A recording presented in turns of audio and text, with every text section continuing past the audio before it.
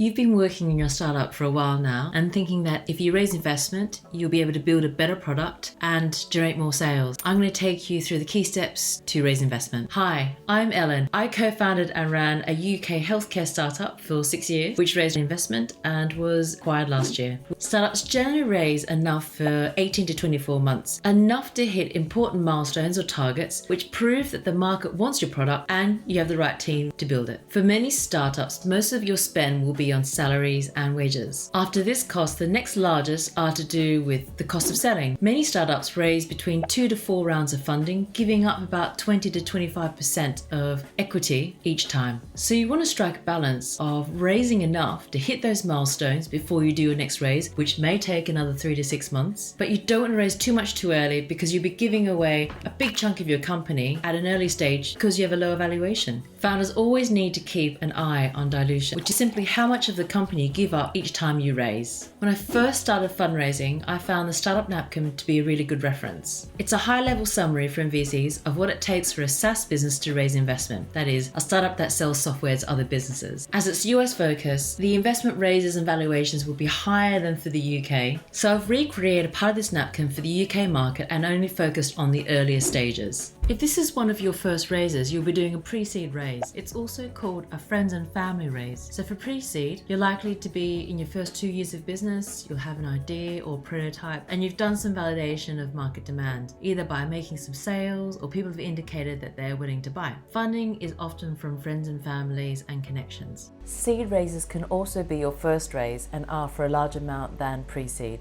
You may be a bit further along in validating demand for your product. Funding can be from friends, family, connections, and professional investors, including VCs and investment firms. So now you know how much you want to raise. The next step is to decide on the company's valuation. The most helpful step is to speak to similar startups in your field and find out how much they raised and their valuation. You can always use Crunchbase Pro to see what startups have raised and also the valuation. And a word of warning, a higher valuation is not always better. If you have a higher valuation, it might mean that you dilute less, but at your next fundraise, say in a year's or 2 years' time, you'll expect to have developed a much more valuable company and raise at a higher valuation. If it's too high, investors will get less equity for the money and think you're overvalued compared to other opportunities in the market, and it might turn them off from investing. Also, be prepared to defend your valuation against some of the models that investors may use to evaluate your startup. These include the scorecard method, the Berkus method, and the venture capital method. Every single investor you speak to will want to know about your traction. They want to know that you've validated demand for your product, that you have buyers willing to buy your product so they're able to pay, and there's a lot of them. If you're pre-product or at the early stages of building your product, you can demonstrate traction by the following. Do you have potential customers willing to cooperate on building your product? How many customers are they willing to trial or buy the product? How many people are there in a waitlist for your product, or are there any pre-orders? Do you have any emails confirming buying interest and pricing? And if you're a B2B startup and you don't have any signed contract, can you obtain a letter of intent from your customers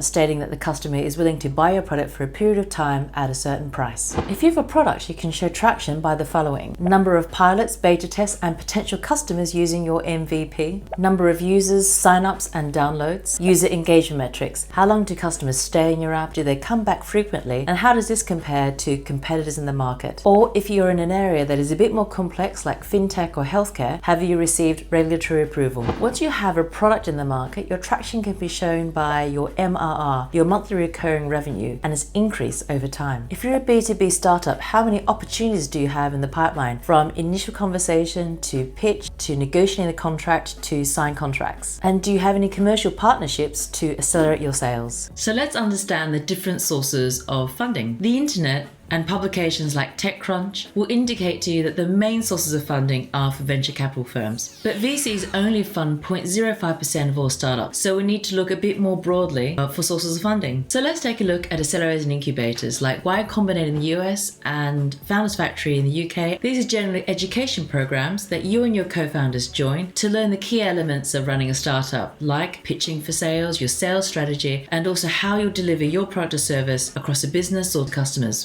Some incubators offer funding for equity, like £50,000 for 7% equity, or some incubators offer just the support for a little bit of equity. Angels are by far the most common source of investment funds for early stage startups. An angel is a person who invests their own money for a small equity stake in your company. Investors could be family members, people from your professional network, potentially your former bosses, people that you've met in networking, and actually sometimes even the potential customers that you're going to bring on board. Angels can also join investment clubs and invest as a group, like Wealth Club or Q Ventures. In the UK, angel investors can get up to 50% of their tax back of what they invest in your startup. These are called the SCIS EIS rules. I'll go through that in a later day. VCs are companies that invest in high-growth, high-potential companies that have the potential to become the next multi-billion-dollar company. Think Uber. In the UK, they can invest from £500,000 to tens of millions of pounds. Some VCs have specific types of startups they like to invest in. So Jam Jar VC invest in consumer tech companies, so think Deliveroo. Some more examples of VCs active in the UK market include Octopus Ventures and Index Ventures. Government funding could also be an option for you. Innovate UK is a government agency that provides funding to a wide range of startups and businesses, and you'll often need to get your application in by a certain deadline, so keep an eye on their website. It's also worth looking at funding opportunities specific to the industry that you're in. For example, pharma companies like Bayer or Merck offer funding and support for startups in the healthcare area. There are also investors who invest in founders who come from underrepresented groups, like if you're a female founder or if you're a person of color. Some of these investors are Angel Academy and Backstage Capital. So it's time to get your investment materials ready and prepare your pitch deck, which you'll show to angels and VCs. Your pitch deck might be 8 to 10 pages long, covering problem. What is the problem you're solving, and why is it important for the buyer to have it solved? Solution and product. What have you built to have this problem solved, and why are you building it now? Vision. What is the ambition for your company for the next 10 years? What will you transform, and what will it mean for the world? Market size, to show there's a massive opportunity for your product and company. The top-down approach is pretty ineffective. It's when you say you're a company and you'll get maybe 2% or 5% of the dog food market, let's say. There's a couple of approaches that investors like, and one of them is the bottom-up approach. So how many customers are there? How much of your product will they buy, and at what price? The market size slide is often really difficult to get right, and it often takes a few goes. Another way to look at valuation is who's the incumbent in the market. So who's the biggest player in a similar or pretty much exact field that you're playing in? What is their revenue? What's their gross margin? And what's their valuation? Will your product or startup break open a latent demand? Meaning, are there customers in the market who want something like what you're offering and aren't being satisfied by what's present? An example of that is Amazon, where they've increased global sales by providing a platform where you can buy almost anything, anytime. And lastly, another way you can look at market size is there an adjacent market that you can break into? For example, Amazon started in books and it's since moved into clothing to general retail. In your deck, you'll likely have a slide that covers your business model, go-to-market strategy, or growth strategy. This is where you'll share your idea of how you go from 100,000 to 1 million to 10 million to 100 million in sales. How will your company make money? How much will you charge for each unit? Will you start from a freemium model? Will you charge on a tier subscription model? You'll also want to understand and convey to the investor how much it costs to sell its unit. What are the marketing or advertising costs involved? What about commissions or any distribution costs? Investors may also want to know your LTV to CAC ratio or your churn figures. So the LTV is the lifetime value, how much you receive from each customer in revenue that comes to you. CAC stands for cost of acquisition. How much does it cost in marketing, advertising expense to acquire one customer? When you calculate the LTV CAC ratio, generally a result of 3 indicates that your company is pulling enough income to cover the cost of selling your product. It's also useful for you to understand your churn, how many customers you're losing each month, quarter, or year. You might also have a traction and milestones page on your deck, which highlights the demand the market has for your product. An example of this could be that you've signed up 10 paid pilots with customers at £20,000 each for a year. You'll have a competition page on your deck which highlights who they are, what they sell, the price point they sell at, and also how you're better than them. If you've taken any business from your competitors, that would be quite compelling information to your investors. On your team page, you want to let your investor know why you have the best team to execute your vision and why they are the ones with the unique skills to take this company forward for the next 10 years. If you have any notable advisors who have deep experience in your field, it would be great to put them on your deck too. On this page, you'll be showing how year by year your revenue will be growing over a 5-year period. You might be able to use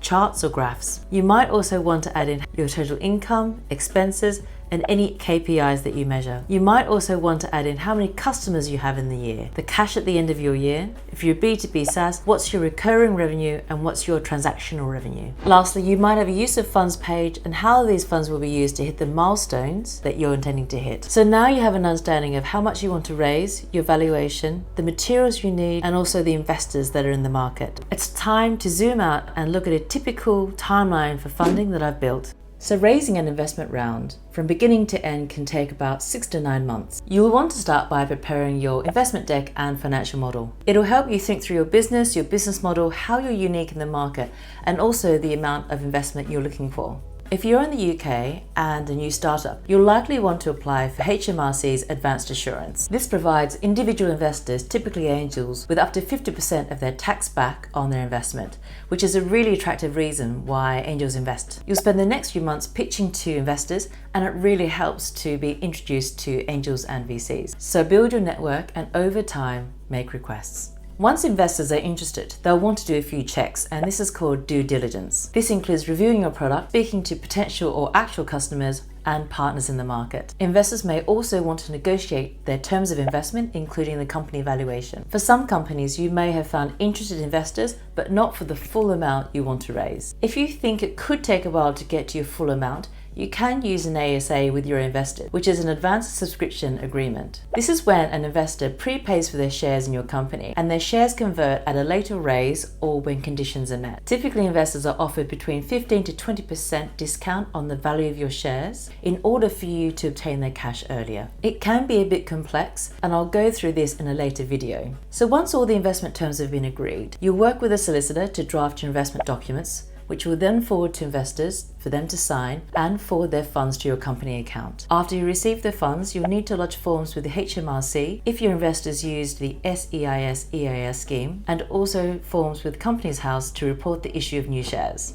After your raise, you'll want to send regular investor updates each quarter or month on important company or product developments, plans or issues, revenue growth, and cash runway. That is how long your startup can operate before it runs out of money, and any asks for your investor group. And now you're done. You now have the funds in the bank and can grow your company. A quick heads up, raising investment is like a marathon. It's an exhausting process of prospecting for investors, pitching, responding to inquiries, on top of running your business. But when you close your investment raise, it'll be worth. Thank you so much for watching, and I hope to see you in the next video.